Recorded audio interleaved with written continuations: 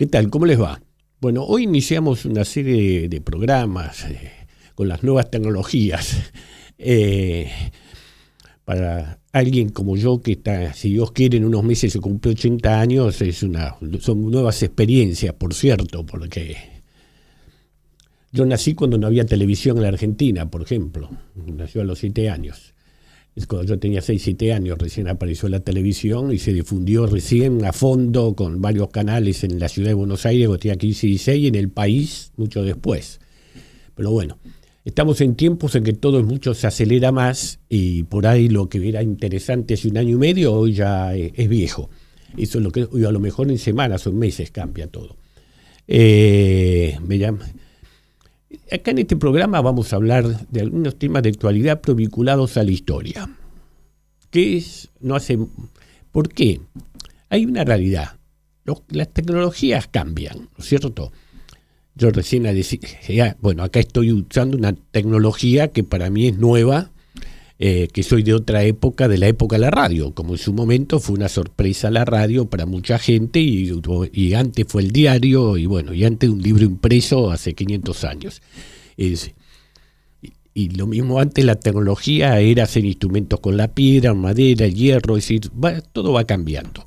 Pero hay una realidad, el hombre sigue siendo el mismo. No hemos cambiado mucho, tenemos los mismos sentimientos, tenemos la misma estructura de pensamiento y lo que cambia son las herramientas con que contamos, pero nuestras virtudes y defectos son siempre iguales. Hay muchas definiciones sobre lo que es historia y hay distintas escuelas. Yo siempre comento la de Thomas Carlyle, ese gran escritor inglés. Él decía que la historia era lo que habían hecho los hombres importantes. Todo lo demás no existía. Y hay otros que dicen, no, la historia es más compleja. Por ejemplo, en Francia, a principios del siglo pasado, una escuela de los anales, con grandes historiadores, Boldre, Lefebvre, que sostenían, no, la historia es más completa y depende de muchos elementos que hay que tener en cuenta, no solo lo que han hecho algunos personajes, sino los comportamientos sociales, la geografía, las producciones, los climas. Es decir, hay muchos elementos que realmente no los tenemos en cuenta.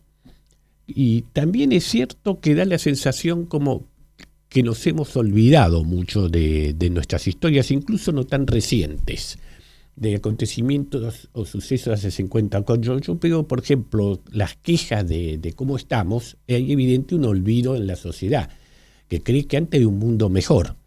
Yo les voy a dar un dato que ayer se lo escuchaba a un importante economista, que hizo un panorama internacional, y recordó que hace medio siglo, el 60% de la población del mundo era pobre.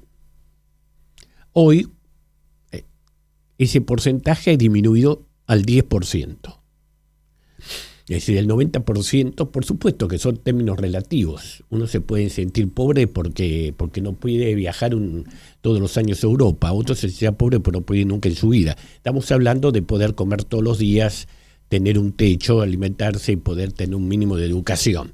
Y saber de que hay un sistema de salud que a uno lo cuida. Entonces a veces nos quejamos. A mí me acuerdo que nos olvidamos de dónde venimos.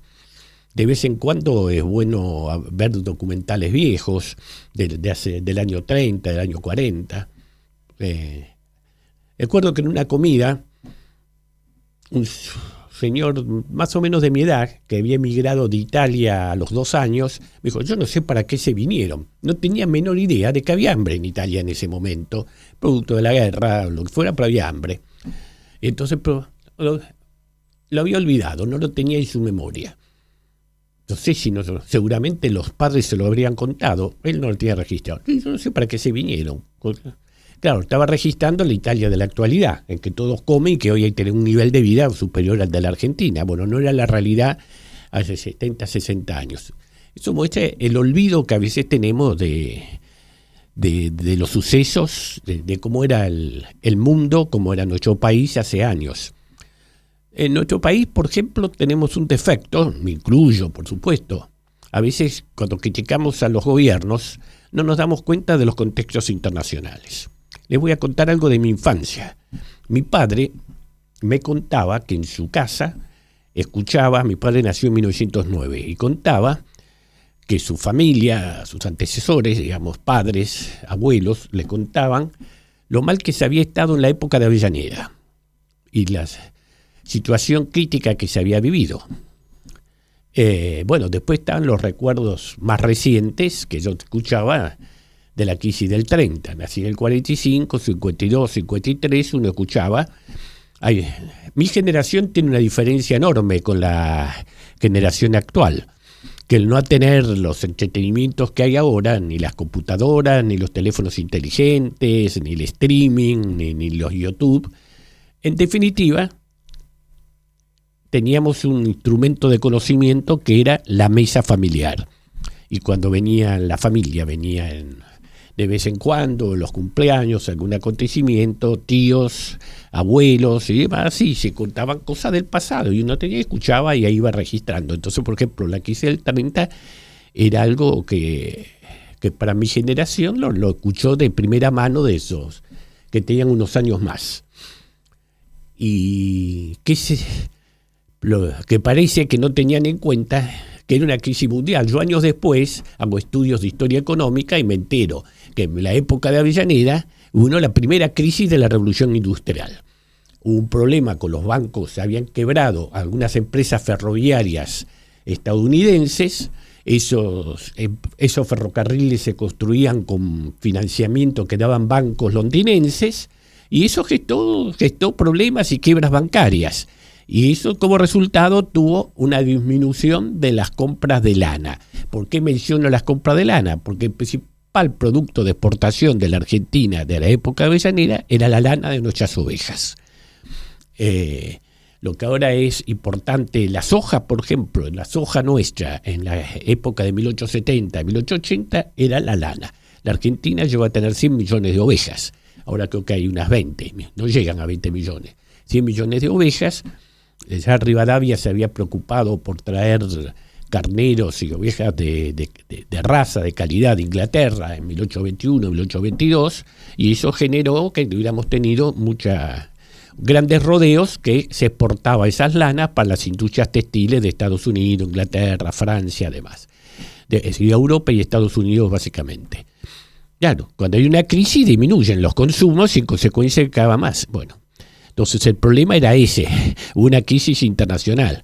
Y cuando uno ve la crisis de 1890, fue una crisis internacional. Y en 1914 hubo otra crisis tan dura como la de los 30 en la Argentina, producto de la Guerra Mundial. ¿Por qué?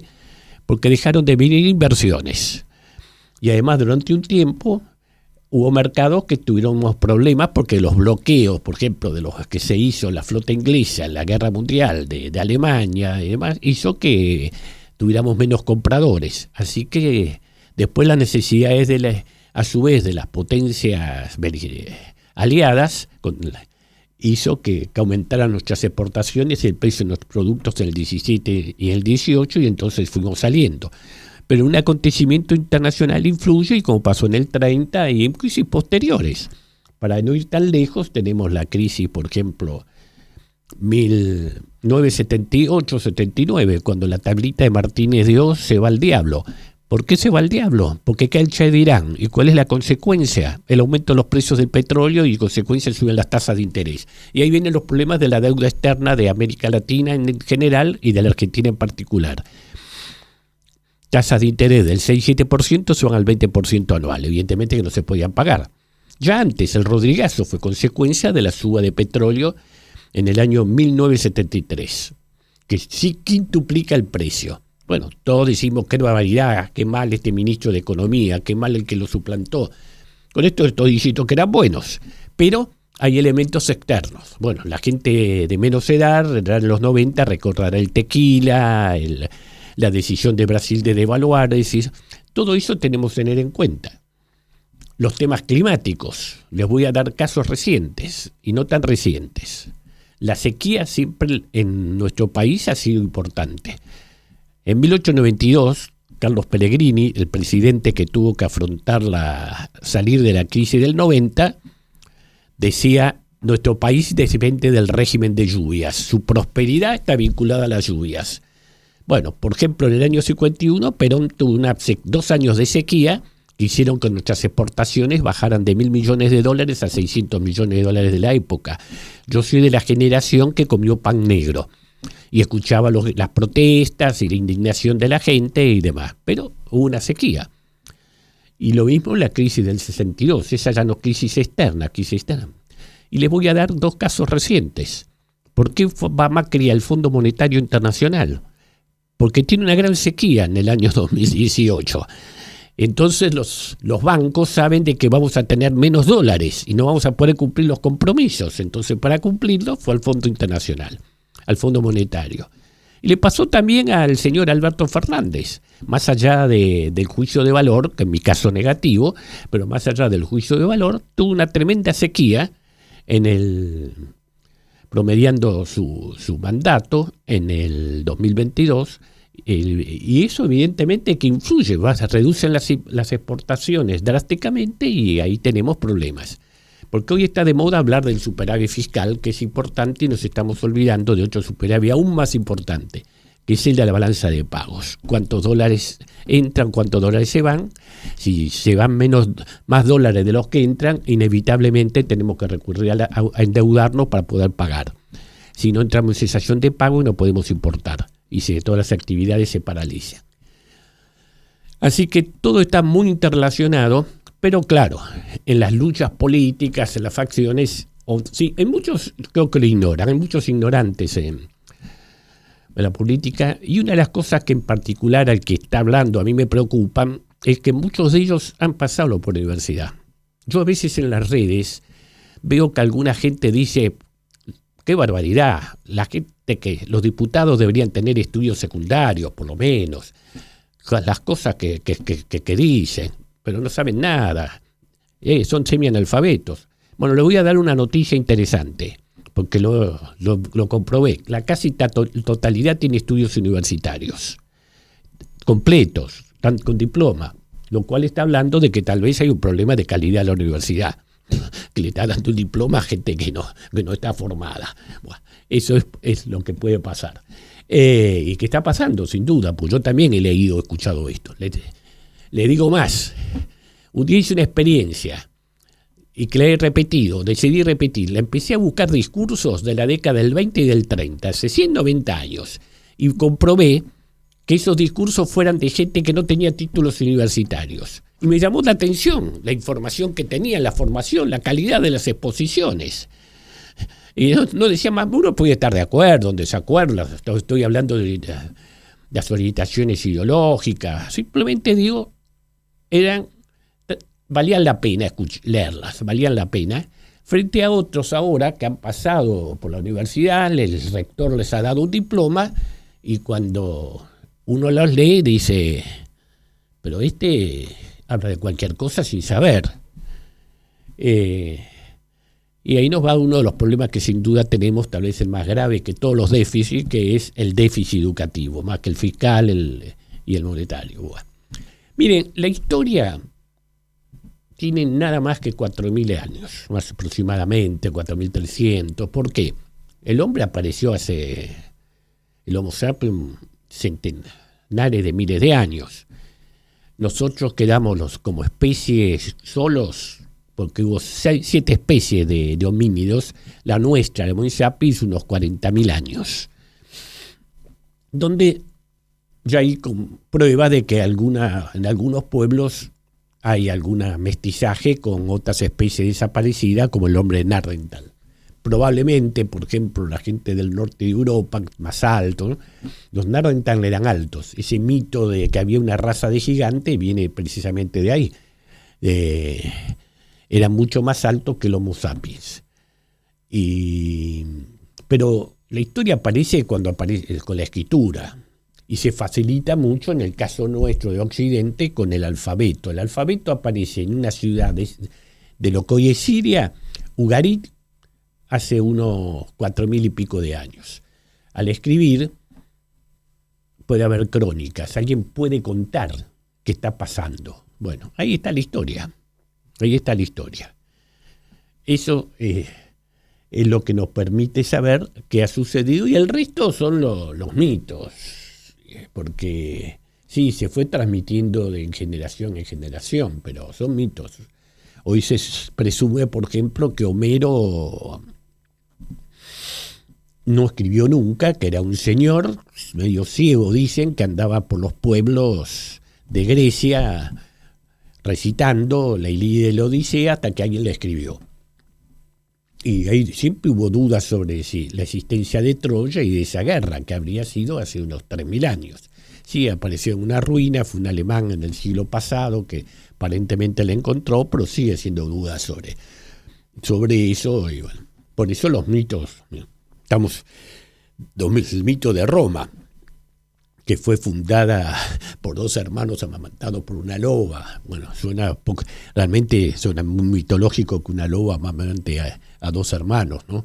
Que serían además de un pequeño grupo que había huido de Troya cuando los aqueos la destruyeron. El mito que escribe Virgilio, la Eneida. Pero bueno, la historia es eso. Básicamente es el relato de hechos que han sucedido. Puede ser la de los grandes hombres o puede ser la historia de los procesos. Todo es historia, decía Félix Luna, por eso cuando creó su revista la tituló Todo es historia. Y también puede ser, por supuesto, ir a la interpretación. Nosotros para escribir historia nos manejamos lo que llamamos fuentes primarias y secundarias, ¿no? Tenemos las fuentes primarias, que son documentos, relatos, memorias, y después las secundarias, que es el análisis de esa información y de otras fuentes que tengamos, que no son de primera mano. Pero puede haber interpretación, sí, por supuesto, siempre está el contexto. El problema es la historia facciosa. Algunos quieren hacer ahora la distinción en historia académica e historia popular. A ver, yo hago la distinción en escribir para académicos y escribir para que todo el mundo se interese por la historia. Ahora, la historia es historia o macañadores o algo muy común en la Argentina, que es el uso faccioso. Yo adapto la historia simplemente para justificar posiciones políticas actuales y busco aval en el pasado. Esto es algo muy argentino. No sucede, por ejemplo, incluso en otros países de la región. En Brasil nadie se disputa política ahora en función de lo que hizo un presidente en 1930, en si Getúlio Vargas fue un presidente bueno o malo, si fue acertado lo que hizo Getúlio Vargas, si estuvo bien haber derrocado a la monarquía o era mejor haber mantenido el imperio. Esas discusiones son discusiones académicas, de historiadores, pero en la política no. Nosotros hemos llevado la historia a la política, donde tratamos de incorporar un panteón de buenos y un panteón de malos, y a veces cuando aparecen unas corrientes que no son, que presumen de revisar, simplemente para suprimir unas estatuas para levantar otras. Y hay que entender que todos tienen luces y sombras, y ver los contextos. En la Argentina, por ejemplo, y probablemente en otros lados, tenemos además, pero aquí se ve mucho lo que yo llamaría una historia nacional y la historia provincial. Es decir, en muchas provincias viven descendientes de los que tuvieron algún protagonista hace 100, 150 años, entonces se encargan de mostrar que ese protagonista era más importante de lo que realmente es. O no entender que dentro de lo que hizo ese protagonista hay que ver el contexto nacional. Y a su vez en la historia nacional los contextos internacionales. Todos nuestros procesos políticos, de nuestra etapa que podríamos llamar, si cabe el término, heroica, la guerra, la independencia, por ejemplo, es una guerra heroica, podemos decir que es de nuestra etapa heroica, no la podemos dejar de vincular a un contexto internacional. El 25 de mayo, que se va a celebrar este domingo, no es que un grupo de 10, 15, 50, 70, 100 personas un día dijo, bueno, vamos a hacer algo. Hay todo un proceso que llegó al 25 de mayo de 1810 y así una serie de acontecimientos que son importantes. Yo siempre doy un ejemplo por ejemplo, en una provincia que conozco bien, o creo conocer bien, tal vez no la que creo conocer bien, pero sí en su historia, como Santiago del Estero. Por ejemplo, hay un héroe local, Coronel Borges. ¿Por qué es un héroe local? Porque en 1816 quiso hacer una revolución para que la provincia de Santiago del Estero fuera autónoma de la gobernación del Tucumán.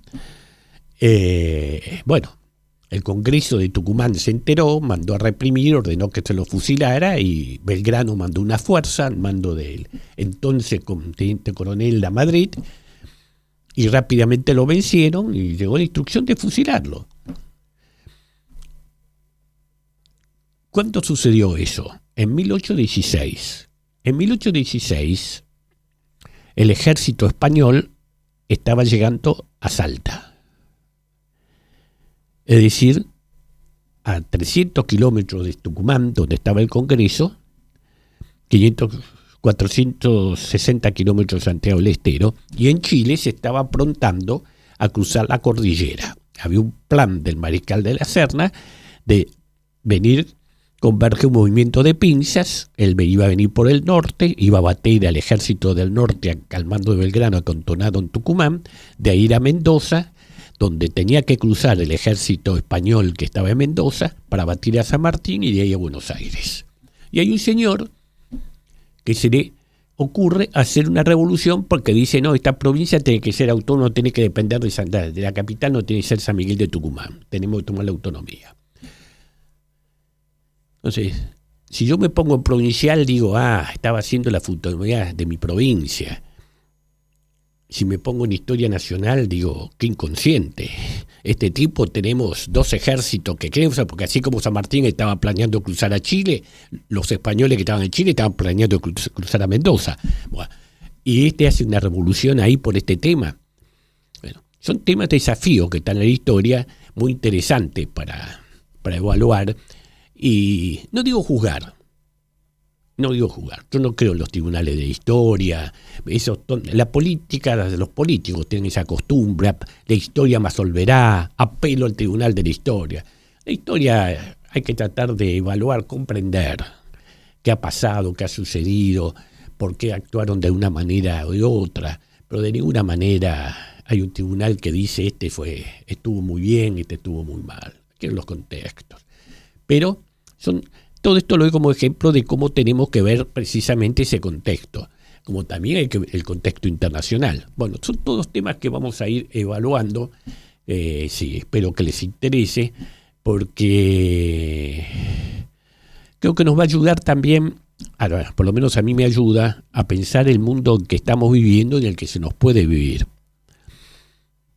La generación a la que pertenezco ha vivido la mejor época de la humanidad.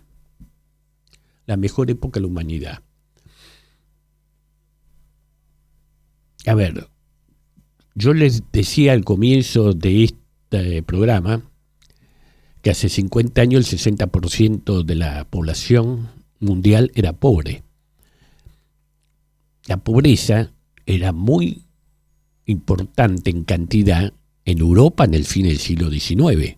¿O por qué se cree que en definitiva la Argentina se pobló por varios millones de inmigrantes? No sé si mucha gente sabe que acá venía gente de Italia y de España haciendo un viaje de 1 mes y medio, todos los años de ida, 1 mes y medio de vuelta, para trabajar 5 o 6 meses en las cosechas. Así como después venía gente del norte y sigue viniendo, y de países fronterizos, por ejemplo, como de Bolivia, y que cosechan la cebolla de San Juan, la manzana de Río Negro, la uva de Mendoza y San Juan. Había las papas de Balcarce. Entre 1903 y 1913 venían todos los años alrededor de 200.000 personas, no a quedarse, a trabajar 6 meses aquí, en este país, en las cosechas, y volverse a Italia y España para vivir de los pesos que habían ganado trabajando en nuestro país en las cosechas de trigo y de maíz y de oleaginosas. Eso era lo que sucedía hace 100 y pico de años. ¿Qué indica? La pobreza que había en Europa. Entre 1815, Congreso de Viena, termina la Guerra de Napoleón, empieza a haber un movimiento que se acentúa en 1830 y que culmina con la Primera Guerra Mundial, donde 45 millones de europeos se trasladaron a otros continentes, la abrumadora mayoría al continente americano, Estados Unidos, Canadá, Brasil, Argentina. Algunos a las posesiones coloniales africanas, Sudáfrica, de los países europeos, Sudáfrica, Kenia, y todavía quedan muchos blancos ingleses que incluso participan de la vida política de Kenia, en un acuerdo que hicieron cuando se independizó ese país con la mayoría nativa negra. Australia, Nueva Zelanda, son 45 millones de personas que se trasladaron a este continente y a Oceanía en su gran mayoría. En proporción a la población nativa, la Argentina fue la que más recibió, no numéricamente. Numéricamente, por supuesto, fue Estados Unidos. Todo. ¿Y por qué se venían? Pero cuando no solo de Italia, de España, de Alemania, de Francia, de Inglaterra, que era la potencia económica más importante en el pleno proceso de la Revolución Industrial. Sin embargo, mucha gente se vino de Inglaterra, casi todos Estados Unidos. Acá tuvimos una corriente importante de los que venían para construir los ferrocarriles y operarlos. De Francia una fuerte inmigración, muy importante, sobre todo en el caso de la francesa, también en Argentina, una inmigración profesional que aportó a la formación de nuestro sistema sanitario y sobre todo a nuestro sistema de educación, que podemos decir media, la formación de la escuela normal, los bachilleratos y demás, donde los primeros rectores eran franceses y la mayoría de los primeros profesores. Eso era porque las condiciones de vida no eran las adecuadas. Es decir, el problema de la pobreza era mundial. Al comienzo de la Revolución Industrial, por ejemplo, en Inglaterra, el 90% de las personas vivían en una habitación y podían considerarse pobres. Lo que hoy llaman las clases medias no existían en ningún lugar del mundo. Ese es un fenómeno que se empieza a formar, se empieza a notar a principios del siglo XIX, y recién a mediados del siglo XIX ya se ve que hay una mejora del nivel de vida ligera. Una mejora no tan importante, bastante ligera del nivel de vida. Pero que poco a poco se va logrando incrementar hasta llegar a estos niveles que tanta gente envidia y que provoca las nuevas migraciones que aumentan de los países más pobres a Europa o Estados Unidos. Porque ahora hay el otro fenómeno, que es que todo el mundo sabe que hay otros que viven mucho mejor. Todo el mundo hoy, gracias a la revolución de las comunicaciones, toma conocimiento de que en otros lugares se vive mejor. Y todos pretendemos vivir mejor, está lejos, está en la naturaleza humana, la pretensión de vivir mejor y tener lo que otros tienen. Lo cual está generando estos movimientos que están afectando sobre todo a Europa y también un poco a Estados Unidos, estos nuevos problemas que hay. Pero volviendo a lo que decía antes, que hemos tenido una vida privilegiada, es que por lo menos en Occidente no tuvimos, después de 1945, las grandes guerras y grandes matanzas que hubo en otros tiempos. Pensemos entre 1914 y 1945, Primera Guerra Mundial y Segunda Guerra Mundial. Entre las dos guerras, 150 millones de muertos, entre campos de batalla, enfermedades, pestes, demás, destrucciones, muertes de militares y de civiles, más las destrucciones económicas. Bueno, la decadencia de Europa, o por lo menos la pérdida de peso relativo de Europa en el mundo, en la economía global y demás, se puede entender sobre la base del derroche de recursos que fue afrontar las guerras, la Primera y la Segunda Guerra Mundial. Estados Unidos en 1914 era un país deudor, Inglaterra era el país acreedor del mundo. Sin embargo, en 1918 los gastos militares convierten a Inglaterra, y ni hablar Francia, en países, y ni hablar los derrotados como Alemania, en países deudores. Estados Unidos se convierte en un país acreedor. a partir de 1914, que lo consolida en 1945. No la situación actual, por cierto, pero bueno, es un tema que lo podemos ir conversando en otros programas, ¿no es cierto? No la situación actual. Aquí, me parece que esto lo tenemos que tener en cuenta frente a los nuevos desafíos que tenemos ahora que ha aparecido la robótica, la inteligencia artificial, la posibilidad, los cambios en las líneas de producción, los cambios de empleo, la disminución de la economía de lo que significan las actividades tradicionales. La vez pasada veía una cifra, un estudio que mostraba que cuando Estados Unidos independiza en 1776 y asume después en 1789 el primer presidente Washington, se calcula que el 80 y pico % de los estadounidenses trabajaban en la agricultura. A fines del siglo XIX se calculaba que era el 50%. Hoy no llega al 2% de los estadounidenses. Y con eso siguen siendo los principales productores del mundo de alimentos, con el 2%. Y lo mismo está pasando con la industria. Por eso ya hoy no hablamos más de revoluciones industriales, sino de revoluciones tecnológicas, científicas, digitales, pero la de la revolución industrial, porque cada vez hay menos gente que se dedica a trabajar en industrias. A ver, no es cierto que la Argentina, por ejemplo, produce menos que antes. ¿Saben cuál es la diferencia? Mire, yo tenía 15 y 16 años cuando vino el boom de la industria automotriz. Presidente Frondizi, años 60 se fabrican 100.000 autos, años 61 se fabrican 140.000 autos.